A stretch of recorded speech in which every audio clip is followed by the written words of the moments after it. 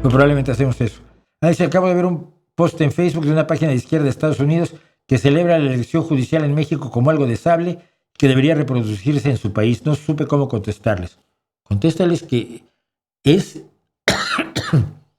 es tan estúpido como elegir a los ingenieros que te van a construir un edificio y que, en el concurso para elegirlos, en la votación, puedan presentarse como candidatos Taylor Swift,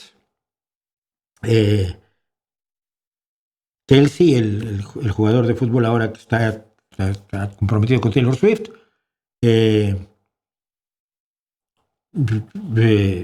Sergio Ramos puede presentarse como candidato para que les voten y a los que les voten se pueden hacer el puente.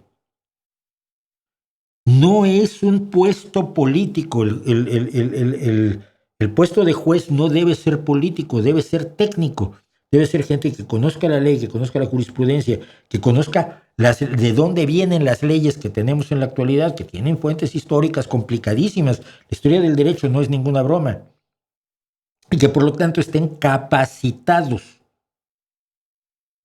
para dictar sentencias que sean acordes a la ley, a la Constitución de tu país. Es como elegir al médico que te va a operar a ver cuál es el más simpático, aunque no sepa medicina. Diles eso. La judicatura no es como un puesto político. La judicatura es un puesto técnico.